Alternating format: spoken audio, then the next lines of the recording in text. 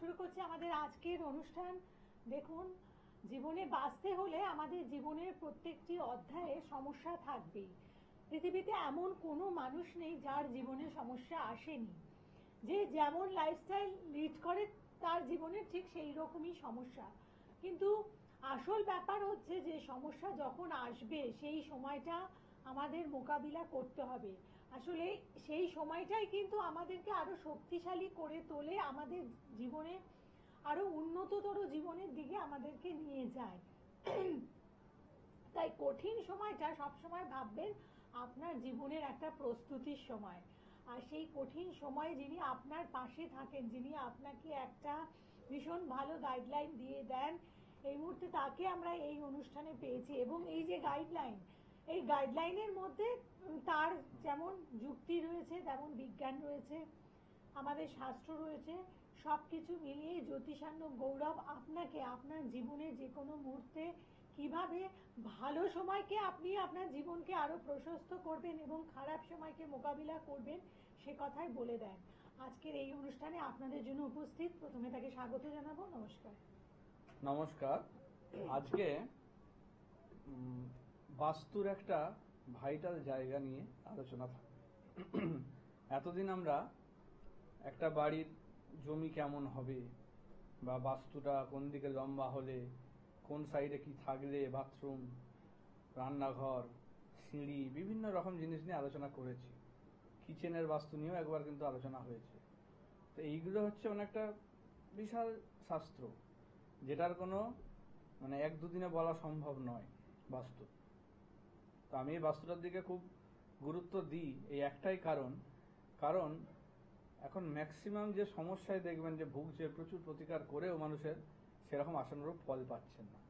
এর একটা বড় কারণ কিন্তু বাস্তু, যে তার বাস্তুর যে নেগেটিভ প্রভাব বা বাস্তুর যে প্রবলেমগুলো রয়েছে সেই জায়গাগুলো তারা কিন্তু অন্যান্য অ্যাস্ট্রোলজারকে দিয়ে দেখানো হয়নি বা তারা ডিটেক্ট করতে পারেনি, যেই কারণেই তাদের প্রচুর প্রতিকার, নানা রকম নিয়ম কানুন পালন করার পরেও ফল পাচ্ছে না। তো এই যে বাস্তুর কোন কোন জায়গা বুঝবো কি করে, সেটা বুঝতে গেলে ফার্স্ট আপনার বাস্তুটাকে ভিজিট করানো দরকার, কোনো ভালো অ্যাস্ট্রোলজারকে দিয়ে, যে ঠিকঠাক সত্যিই বাস্তু শাস্ত্র সম্বন্ধে জানে। এখন অনেকেই নিজের ইয়েতে বাস্তুবিদ দিয়ে সব লেখে থাকে, কিন্তু যে বাস্তুর কত রকম দিক হয় বা কিভাবে ইয়ে করতে হয়, সেটা কিন্তু একটা অনেক বড় একটা জায়গা। তো সেটাকে খুব গুরুত্ব সহকারে না দেখলে হয় না। তো শুধু ওই মাটি বিচার করেও হবে না, তার বিভিন্ন দিকগুলো সেই বাস্তুতে। আমি যেমন আমার ক্লায়েন্টদের ম্যাক্সিমাম ক্ষেত্রে তাদের বাস্তু আমি ভিজিট করে তাদের বাস্তুর যে নেগেটিভ প্রভাব সেটার থেকে তাদেরকে আমি অ্যাওয়্যার করি, জানিয়ে দিই যে তার এই জায়গাগুলোর জন্য সমস্যা হচ্ছে বেশি। তারা হয়তো বহু জায়গায় দেখিয়েছে, বহু অ্যাস্ট্রোলজারের কাছে খরচা করেছে, প্রচুর টাকা দিয়ে রেমেডি করিয়েছে, কিন্তু তারপরেও তাদের বাস্তুর সমাধান হয়নি। আজকে ধরুন একটু, আজকে এই বাস্তুর একটা গুরুত্বপূর্ণ দিক হচ্ছে বেডরুম, যেটা নিয়ে খুব একটা আলোচনা হয়নি। তো আজকে আমি ঠিক করেছি এই বেডরুমে কোন কোন জিনিস রাখলে বা কোন কোন জিনিস রাখা উচিত নয় বললে সব থেকে ভালো হয়, যে তাদের যে নেগেটিভ প্রভাব কি কি পড়ে বা কি কি হয় সেগুলো নিয়ে একটু আলোচনা থাকবে। তো তার আগে ফোনে কেউ আছে, দেখে নিন। নমস্কার। হ্যাঁ নমস্কার, আমি কলকাতা থেকেই বলছিলাম। আমার একটু ছেলের সম্বন্ধে বলার ছিল, জানার ছিল। ছেলের নাম? ছেলের নাম জোন্স গোমস। আচ্ছা। আর ওর কলকাতাতেই জন্ম। আপনার 25 মে 1995-তে সকাল 11:55-তে জন্ম। কতই মে বললেন? 25 মে 1995। হ্যাঁ, 1995। আর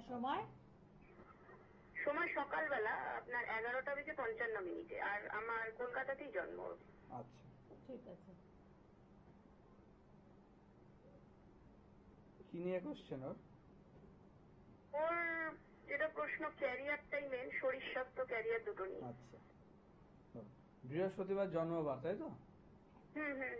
সিংহ লগ্ন, মীন রাশি, রেবতী নক্ষত্রের 3য় চরণে জন্ম, দেবগণ।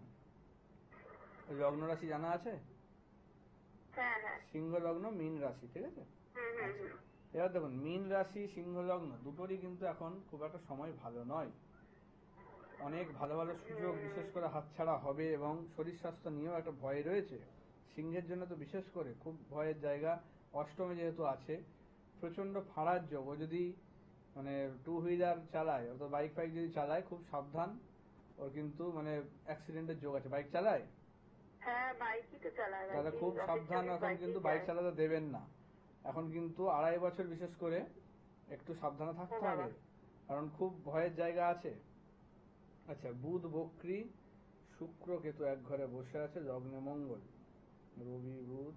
আচ্ছা দেখুন, ওর যেটা দেখতে পাচ্ছি, ওর কিন্তু মানে বিদেশ যাত্রার যোগ আছে, ভালো কোম্পানিতে চাকরির যোগ আছে। সেক্ষেত্রে এখন কর্মরত থাকার কথা, এখন কিন্তু কর্মে থাকার কথা। হ্যাঁ, ও ও বিদেশ যেটা আপনি বললেন, আমি বলিনি একটু, ও বড় কোম্পানিতেই আছে, একটা মাল্টিন্যাশনাল কোম্পানিতেই আছে। লাস্ট ইয়ার ওর এসে গেছিল, ঠিক আছে, কনফার্মেশনও হয়ে গিয়েছিল। কিন্তু কোনো একটা কারণে, কোনো অফিস কলিগের কোনো একটা কারণে মানে তাকে পাঠিয়ে দেওয়া হয়েছে, ওকে আর পাঠানো হয়নি, ওটা ক্যান্সেল হয়ে গেছিল ঠিক লাস্ট ইয়ার। তো এইবার আবার একটা কথা চলছে, তো আমার ইচ্ছা যে ওটা যেন বাধা না পড়ে বা এরকম কিছু যদি দেখুন, ওর আরেকটা যোগ আছে, সেটা হচ্ছে এই বছরের সেপ্টেম্বর অক্টোবর মাসটাতে, ঠিক আছে? হ্যাঁ ঠিকই বলেছেন, মানে ওদের আগস্ট থেকেই ওদের ওই সার্কুলারটা আসে, যে আগস্টেই চলে আসে, তারপরে ওদের কনফার্মেশনটাও সেই সময় হয়ে যায়, যেটা আপনি সেই সময়টা বললেন, সেপ্টেম্বরেই ওদের পাঠিয়ে দেওয়া হয়, কিন্তু সার্কুলার আসে আপনার আগস্টেই। তো সেক্ষেত্রে এইবারও কি মানে বাধা পড়বে কিনা? এবার বলে দিচ্ছি আমি জিনিসটা।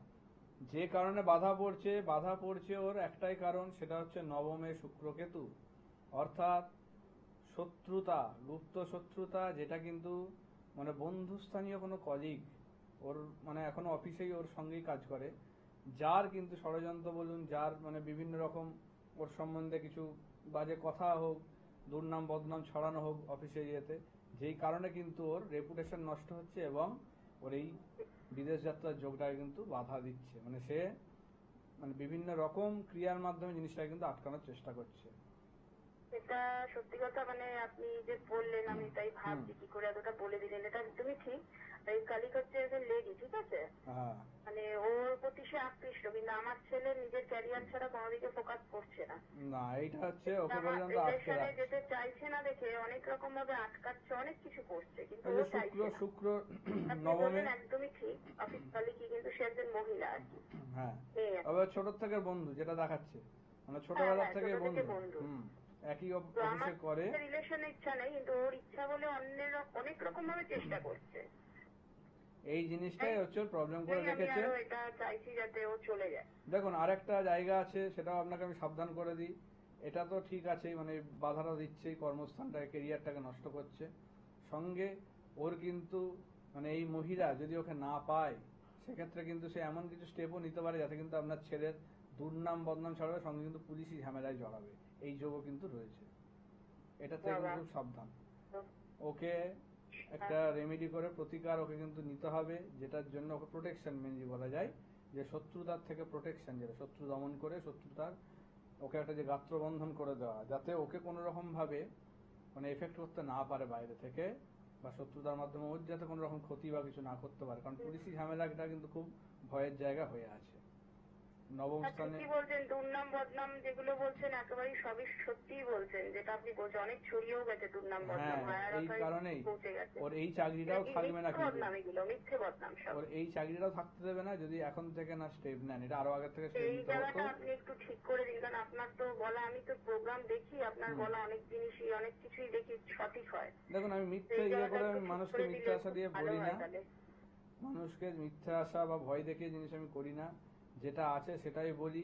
সেটা যদি তারা সেই সময় শোনে তাহলে তাদেরই ভালো, আর না শুনলে আমার হাতে কিছু করার থাকে না। অনেকেই আছে যারা মানে আমার কাছে দেখি যাওয়ার পরে অনেক পরে এসে বলে যে আমার এই রেমেডিটা করানো হয়নি, এই প্রবলেমটা ঘটে গেছে, কিন্তু তখন তার কিছু করার থাকে না। আপনি যেমন সত্যি যেটা বললেন, অনেক কিছুই এই দুর্নাম বদনাম অনেকই ছড়িয়ে গেছে, যেগুলো সব মিথ্যে, কিন্তু এই পুলিশি যেটা বলছেন, ওটা কিন্তু আছে, জীবন ক্যারিয়ার সব। ওটা এই বছরের মধ্যেই হবে, ঠিক আছে?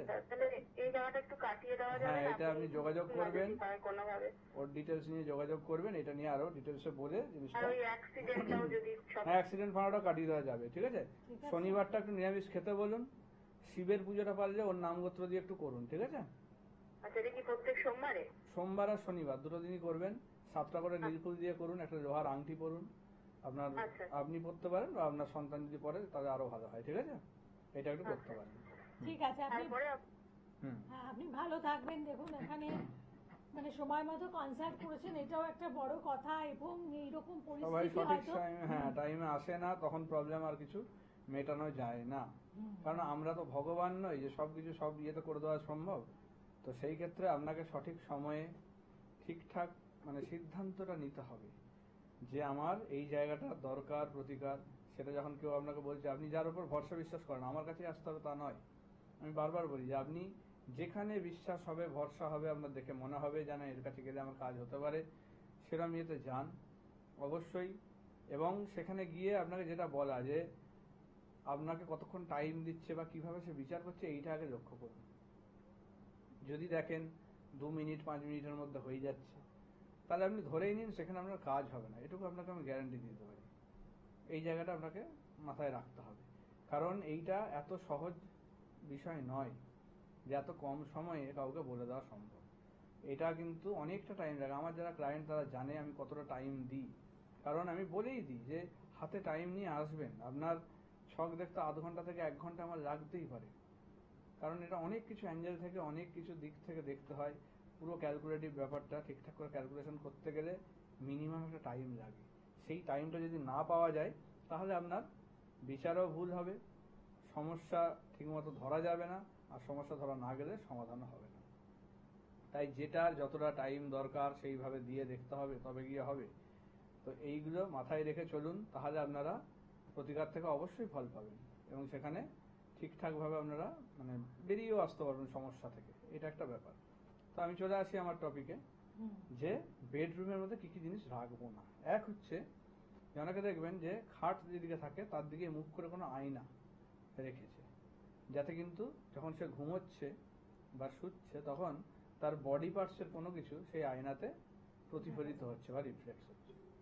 সেটা কিন্তু খুব খারাপ জায়গা। সে তাতে কি হয়, আপনার পারিবারিক জীবন বিশেষ করে দাম্পত্য জীবনটা কিন্তু খুব কলহপূর্ণ হয়, ঝগড়া ঝামেলা বাড়িয়ে দেয়, ভুল বোঝাবুঝি বাড়িয়ে দেয়। এই জিনিসটা কিন্তু খুব সমস্যা নিয়ে আসে, দাম্পত্য অশান্তি ডেকে আনে। দ্বিতীয় স্থান আসি, বাড়িতে অনেকে দেখবেন সাজানোর জন্য অনেক কিছু ইনডোর প্ল্যান্টস লাগায় ঘরের মধ্যে। তার মধ্যে যদি ভুল করে কেউ কাঁটা গাছ বা ক্যাকটাস টাইপের কিছু যদি লাগায়, সেটা কিন্তু তার মানে শরীর স্বাস্থ্য নিয়ে তো ভোগাবেই, সঙ্গে শরীর স্বাস্থ্য বলতে তার কিন্তু হাড়ের সমস্যা বিশেষ করে ভোগাবে, ব্যথা যন্ত্রণা এগুলো খুব বাড়িয়ে দেবে। এবং যদি তার কোনো রকম লাভ লাইফ বা রিলেশনশিপ থাকে সেখানেও কিন্তু তাকে প্রচন্ডভাবে ভোগাবে। থার্ড আসি, অ্যাকোয়ারিয়াম। যদি অ্যাকোয়ারিয়াম বাড়িতে ওই বেডরুমে রাখেন, বাড়িতে অন্য জায়গায় রাখতে পারেন, ডাইনিং এ হোক এতেও রাখতে পারেন, কিন্তু যদি বেডরুমের মধ্যে রাখেন তাতে কি করবে, এটা কিন্তু আপনার বাস্তুর একটা দোষ অবশ্যই রেখে তো আনছেই, সঙ্গে আপনার ফিনান্সিয়াল জায়গা অর্থের জায়গাটা নিয়ে কিন্তু সমস্যা, একটা কোনো বড় লোকসান বা ক্ষতি কিন্তু ঘটাবে। এই জিনিসটা থেকে মাথায় রাখবেন। আর সঙ্গে মানসিক কোন রকম রোগ ব্যাধিতে কিন্তু আপনাকে ধরবে, অতিরিক্ত হতাশা দুশ্চিন্তা এই জিনিসগুলো আপনাকে চেপে ধরবে, ঘুমের সমস্যা হবে, রক্তের কোনো রোগ কিন্তু ডেকে আনবে এই জিনিসটা যদি করেন। বাড়িতে দেখবেন অনেকে ঘড়ি খারাপ হয়ে গেছে তাতেও ঠিকমতো ব্যাটারি রাখছে না, ব্যাটারি লাগাচ্ছে না, অথবা ওইভাবেই রেখে দিয়েছে, কাজের তাড়াই হোক ব্যস্ততাই হোক ভুলেই যাচ্ছে ব্যাটারিটা চেঞ্জ করতে। এই যে আপনি এই জিনিসগুলো করছেন, এই ভুলগুলো কিন্তু মারাত্মক ভুল করছেন। আপনার কিন্তু উন্নতির জায়গাটা আটকে দিচ্ছে, আপনাকে কিন্তু পিছিয়ে দিচ্ছে, আপনার সৌভাগ্যটাকে দূরে সরিয়ে দিচ্ছে, দুর্ভাগ্য ডেকে আনছে। এই জিনিসটা একদমই করবেন না। ভাঙা ঘড়ি খারাপ ঘড়ি এগুলো কিন্তু বেডরুমের মধ্যে কখনোই রাখবেন না, বিশেষ করে বেডরুম কেন বাড়ির মধ্যেই রাখা উচিত নয়। অনেকে দেখবেন খাটের নিচে জুতো রাখে বক্সে করে ইয়েতে করে, এই জিনিসটা কিন্তু খুব খারাপ একটা মানে কাজ, এটা কিন্তু একটা ভুল কাজ। এটা করলে কি হবে, তার কিন্তু মন কোনোদিন স্থির হবে না, অস্থির চঞ্চল হবে, কোনো কিছুতে ঠিকমতো ডিসিশন নিতে সমস্যা হবে, তার মধ্যে তার ঘুমের ব্যাঘাত ঘটবে, অনিদ্রা এই জিনিসগুলো কিন্তু তার মধ্যে ডেকে আনবে, বিভিন্ন রকম রোগ দেখা দেবে। এই জিনিসগুলো যদি করছেন এটা ইয়ে করুন। কেউ ফোনে আছে দেখেনি, বাকি তারপর হ্যাঁ বলুন, কে আছেন? নমস্কার। ডায়মন্ড হারবার থেকে বলছিলাম, রতন বিশ্বাস। রতন বিশ্বাস। কার ব্যাপারে জানবেন? হ্যাঁ, নিজের ব্যাপারে। ডেট অফ বার্থ বলুন। হ্যাঁ, 6 ডিসেম্বর 1998। 6 ডিসেম্বর 1998। সময়? 12টা 25 PM দুপুরবেলা। দুপুর 12টা 25। জন্মস্থান কোথায়? কলকাতা। কলকাতা। রবিবার জন্ম, তাই তো? হ্যাঁ। মীন লগ্ন, মিথুন রাশি। আচ্ছা, পুনর্বসু নক্ষত্র, দ্বিতীয় চরণ, দেবগণ। হ্যাঁ, কি নিয়ে প্রশ্ন আছে আপনার বলুন। লাভ লাইফ নিয়ে জানবো। লাভ লাইফ নিয়ে, তাই তো? আচ্ছা, দেখুন আপনার ফার্স্টে আসি আপনার লগ্ন রাশি যে ব্যাপারটা, আপনার মীন লগ্ন মিথুন রাশি, ঠিক আছে? এতে যেটা হয় মানে মীন লগ্নের ক্ষেত্রে বিশেষ করে দেখা যায় যে পার্টনারের দিক থেকে কিন্তু প্রচন্ডভাবে মানসিক যন্ত্রণা তাকে কিন্তু ভোগায়, বুঝেছেন? মানে পার্টনার তার মনের মতো হয় না, তাকে মানসিক যন্ত্রণা, তাকে গালিগালাজ বলুন, মানে খুব বাজে ভাষায় মানে তার যাই কাজ করছেন আপনি, ধরুন প্রচুর কিছু হয়তো আপনার ডেডিকেশন দেখা যাচ্ছে, আপনার যে ছক, আপনার কিন্তু মানে এই যে রিলেশনশিপ বা সম্পর্ক, এই জায়গায় কিন্তু আপনার এফোর্ট কিন্তু একদম মানে 100%, কিন্তু অপোজিট থেকে কিন্তু সেটা পাবেন না। সেদিক থেকে কিন্তু আপনাকে মানে খুব ভোগাবে। আপনি যতই করুন, যাই করুন, হয়তো প্রচুর আপনি মন প্রাণ ঢেলে করবেন, কিন্তু সেখান থেকে কি পাবেন? যেই সময় দিচ্ছেন বা করছেন ভালো, যেই মিটে গেল অমনি আপনাকে আর কি মানে বাজে বাজে কথা বলা বলুন, ঝগড়া ঝামেলা বলুন, এমনকি গালি ইয়েও দেবে, ঠিক আছে? এই জিনিসগুলো কিন্তু চলে আসবে, কারণ শনি আপনার নিচস্থ, বুধ বক্রী, এগুলো প্রবলেম করছে। রাহুও আপনার মহা নক্ষত্র আছে, কেতু নক্ষত্র। মানে আমি বুঝতে পারছি না কি করবো, মানে আমি মানে ফেড আপ হয়ে গেছি বা ডিপ্রেশনে মানে চলে যাচ্ছি আমি আস্তে আস্তে। মানে কি করে বেরোবো এখান থেকে, মানে বেরোতেও পারছি না। মানে যে নানা ভাবে আমাকে মানসিক টর্চার করছে। আপনার ইচ্ছার বিরুদ্ধে সব কাজ করাবে। আমি বলে দিচ্ছি কি কি হচ্ছে আপনার, আপনি শুনতে থাকুন, আমি বলে দিচ্ছি আপনার কি কি, আপনার ছক দেখে যেটা দেখা যাচ্ছে যে আপনার যে পার্টনার এখন সে কি কি আপনার সঙ্গে করবে সেগুলো বলে দিচ্ছে। আপনার ফার্স্ট, আপনার ইচ্ছার বিরুদ্ধে সব কাজ করানো, কি বলতে হবে কি করতে হবে সব সেই ঠিক করে দেবে, আপনি কিছু করতে পারবেন না, নিজের ডিসিশন আপনার কিছু চলবে না সেখানে। হ্যাঁ, আমি সে যা বলছে সেভাবেই চলছে, কিন্তু এমন কিছু কিছু শর্ত রেখেছে মানে যেগুলো আমি মানতেও পারছি না। আত্মীয় স্বজনদের সঙ্গে মিশতে দেবে না। চিন্তাই আছে। হ্যাঁ, আত্মীয় স্বজনদের সঙ্গে মিশতে দেবে না, বাবা মাকে করতে দেবে না। না, প্রচুর সন্দেহ করে আমাকে মনে করছে। প্রচুর সন্দেহ করবেই, বিশেষ করে আপনার বাড়ির লোকজনকে নিয়ে, ঠিক আছে? অর্থাৎ বৌদি বা এই ধরনের সম্পর্ক নিয়ে কিন্তু এই জিনিসটা করবে। সঙ্গে আপনার বাবা মাকে যে আপনি কিছু করবেন সেই জিনিসটা কিন্তু করতে দেবে না, তাদেরকে কিছু করতে গেলেই কিন্তু সেখানে সমস্যা, মানে ঝগড়া ঝামেলা করবে, মানে সহ্য করছে না, না পারবে না আপনার কাউকে, সহ্য করতে পারে না আপনাকে পুরো আর কি তাকে নিয়ে একা থাকতে হবে এরকম সে কন্ডিশনও দেবে, ঠিক আছে? দিয়েছে আমাকে কন্ডিশন দিয়েছে যে মানে বিয়ের পরে একা থাকতে হবে, মানে এখন থেকে এইভাবে আমাকে বলছে। তার মানে আমি যদি বিয়েটা হয়ে যায় তো কি হবে, সেই মানে ওই আমার ফিউচারের কথা ভেবেই আমি এই বিয়েটা যদি করেন, আপনাকে আমি বলে দিচ্ছি আপনার সুইসাইড করা ছাড়া উপায় থাকবে না, বা আপনি কোনো মানসিক রোগী হয়ে যাবেন, ঠিক আছে? এই বিয়ে চলবে না। এটার থেকে যতটা পারেন আপনি তাড়াতাড়ি বেরোনোর চেষ্টা করুন। আপনি চাইলেও বেরোতে পারছেন না, আপনার আসলে মানে ভালোবাসি তো, তাই মানে বুঝতে পেরেছি, কিন্তু কিন্তু নিজের আত্মসম্মানটা তো আগে, সেটা আগে বুঝতে হবে আমাকে।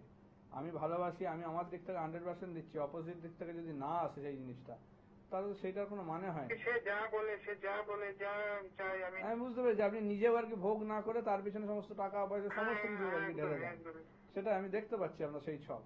কিন্তু বুঝবে না, আপনাকে কোনো দাম দেবে না, ভ্যালু দেবে না, আপনার যে কৃতকার্য তার জন্য কোনো কিছু ভ্যালু দেবে না, মানে অকৃতজ্ঞ হবে এই ধরনের আর কি সে বিয়ে। এটা আপনাকে আমি বলে দিচ্ছি। এইটার থেকে মানে যত তাড়াতাড়ি সম্ভব বেরোন, এইটার কোনো প্রতিকার আর এরভাবে নেই, ঠিক আছে? এই জিনিসটা ঠিক করার নেই। এই জিনিসটা যদি আপনি না বেরোন, এখনো সময় আছে, কারণ বিয়ে হয়ে গেলে আর মুশকিল, আর কিছু করতে পারবেন, ঠিক আছে? আমি যদি বেরিয়েও আসি তো আমাকে কি ছেড়ে কথা বলবে?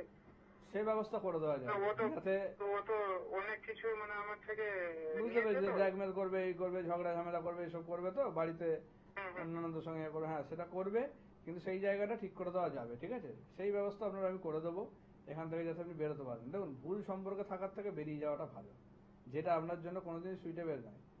আপনাকে তো বুঝতে হবে যে আপনার এটা ফিউচারের ব্যাপার, এটা একদিন দুদিনের ব্যাপার নয়। সেক্ষেত্রে এটার থেকে বেরিয়ে যাওয়াটাই বেটার, এবং সেটা বেরোতে আপনি যদি চান আমি আপনাকে সাহায্য করতে পারি, যাতে বেরোনোর পরে কোনো রকম ঝগড়া ঝামেলা অশান্তি বা কিছু এই ধরনের বাড়াবাড়ি কিছু না হয়, সেই জায়গা আমি দেখে নেবো, সেটা আটকে দেবো, ঠিক আছে? কিন্তু আপনাকে মনস্থির করতে হবে আপনি বেরোবেন কিনা। যদি বেরোবেন মনে করেন তবে আপনাকে আমি সাহায্য করতে পারবো, কারণ এটার থেকে না বেরোলে কোনো উপায় নেই। মানুষের স্বভাব চেঞ্জ করা যায় না, এটা বুঝতে হবে। ঠিক আছে, আপনি ভালো থাকবেন। এবং দেখুন, যে কোনো ক্ষেত্রে একটা মানে ডিটারমাইন্ড ডিসিশন নেওয়াটা আমার মনে হয় সবচেয়ে ভালো। যদি আপনি জেনে যান যে কোনো কিছু আপনার ক্ষতি করতে পারে, সেটা আপনার জন্য ক্যান্সারাস, তো সেই জায়গাটা তো আমাকে বাদ দিতেই হবে, তাই না? আমার যখন কোনো একটা শরীরে কোনো রোগ হয় বা এই যে ক্যান্সার সেল যেগুলো আর কি আমাদের তৈরি হয় ধরুন, তো সেক্ষেত্রে কি হয়, আমাদের সেই জায়গাটা মায়া করতে নেই, সেই জায়গাটা আমাকে কেটে বাদ দিয়ে দিতে হয়। তখন কিন্তু এই ডিসিশনটাই কিন্তু তখন আমার বাঁচার জন্য একদম একমাত্র ডিসিশন, এইটা আমাকে বুঝতে হবে। সেই সময় যদি আমি ওইটাকে রেখে দিই যে না আমার এটা বাদ দেবো না, তাহলে কি হবে, সেটা গোটা শরীরে ছড়িয়ে যাবে, আর তখন আমার বাঁচার বা ফেরার কোনো রাস্তা থাকবে না। তো সেই কারণে এখনো যখন বিয়ে হয়নি বা যে কোনো কিছু সিদ্ধান্ত নেওয়ার আগে আপনার একবার মানে ভালো করে ভেবে চিনতে ম্যাচিং করিয়ে বিভিন্ন রকম জিনিসপত্র করে তবে এগোনো উচিত, কারণ এটা সারা লাইফের ব্যাপার, একদিন দুদিনের ব্যাপার নয়। আর মানুষের স্বভাব এরকম ভাবে চেঞ্জ হয় না যে মানে প্রথম থেকে এরকম যা স্বভাব সে কিন্তু এই জিনিসটা করবেই, তার ক্ষেত্রে এই প্রবলেমটা উনি চেঞ্জ করতে পারবেন না। মানুষ মানে সাময়িক কোনো টেম্পোরারি কিছু প্রবলেম আসে সেগুলো আটকানো যায়, সেগুলো করা যায়, যেটা সে নিয়ে জন্মেছে একদম। এই জিনিসটা আপনি কি করে সরাবেন? এটা যদি কেউ বলেও যেন মিথ্যা বলছে, না সম্ভব নয়। এটা যদি কেউ বলেও যেন মিথ্যা বলছে, কারণ এভাবে হয় না। আপনার যা স্বভাব কোনোদিন সেটা কি চেঞ্জ হবে? হবে না। সেটা মানে যতই আপনি রোকানোর চেষ্টা করুন ঠিক সময় আবার বেরিয়ে আসবে সেটা। তো এইটা আপনার যাবে না। এইটা বুঝতে হবে যে তার যখন মেন্টালিটি ওই রকম, তাকে আপনি সবার সঙ্গে মেশাতে বা করতে পারবেন না। তার ন্যারো মাইন্ড, মিন মাইন্ডের সে পারসন, তো সেক্ষেত্রে তাকে কি করে আপনি সবার সঙ্গে অ্যাডজাস্ট করিয়ে করবেন, সেটা সম্ভব নয়। তাহলে সেক্ষেত্রে সেখান থেকে বেরিয়ে যাওয়াটা আপনার জন্য সব থেকে ভালো। তো বাকি এবার যে পয়েন্টগুলো আছে, পুরোটা একটা প্রাজ্ঞ ব্যক্তিত্বের মতো কথাটা বললেন, এবং এই জায়গায় এই যে বিচক্ষণতা গুলো, এগুলো কিন্তু আমাদের একটুখানি না একটু ডিসিশন ঠিক নিলে লাইফে প্রবলেম কম হবে, আপনাকে এটা আমি বলে দিচ্ছি। তো সেই জায়গাটার জন্যই কিন্তু আপনার মানে ভালো করে এই যে যেমন একটা ডাক্তারের কাছে আমরা কনসাল্ট করি, যে কোনো একটা রোগ হয়েছে বা কিছু একটা হয়েছে সেটা অপারেশন করাবো কিনা, বা অপারেশন না করেও কিছু ইয়ে করা যায় নাকি। অনেক ক্ষেত্রে অপারেশন করা একদম বাঞ্ছনীয়, করতেই হবে, না হলে কিছু উপায় নেই। কিংবা অনেক ক্ষেত্রে দেখা যায় যে অপারেশন ছাড়াও হবে। তো সেক্ষেত্রে সেগুলো ডিসিশনটা ডাক্তাররা ভালো বুঝবে, সেক্ষেত্রে সেটা করতে হবে। সেরকম অ্যাস্ট্রোলজারের ক্ষেত্রেও মানে আপনার লাইফের জন্য কোনটা ভালো, কি কি করা উচিত, কি কি ডিসিশন নেওয়া উচিত, সেগুলো বুঝে শুনে এগোনো উচিত।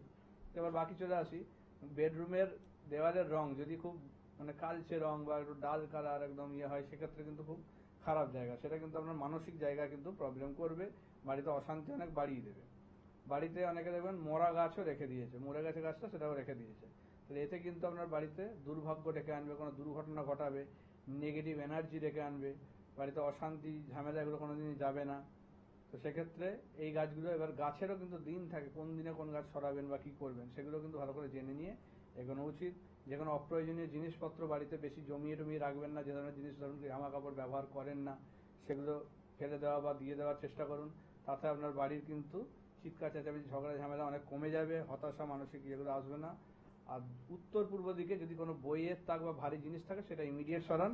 এটাতে কিন্তু আপনার নেগেটিভ মানে কোনো ঘটনা ঘটাবে এবং নেগেটিভ কোনো প্রভাব নিয়ে আসবে, এবং সৌভাগ্যকে মানে দূরে সরিয়ে রাখবে। সৌভাগ্য আসতে দেবে না, দুর্ভাগ্য ডেকে আনবে। এগুলো একটু মেনে চলুন একদম। এবং তাই নিজেকে সুস্থ রাখতে হলে বা সফলতা পেতে হলে আজকের অনুষ্ঠানটা আপনারা অবশ্যই ফলো করবেন, বা ইউটিউব চ্যানেলগুলোতে গিয়েও আপনারা সেখানে রিপিট দেখতে পারেন। আর প্রত্যেকে ভালো থাকুন, আর সমস্যার ক্ষেত্রে আপনারা যোগাযোগ করুন। আর দূরের বন্ধু যারা রয়েছেন আপনাদের জন্য অনলাইন কনসালটেন্সির ব্যবস্থা রয়েছে। ভালো থাকুন, নমস্কার। নমস্কার।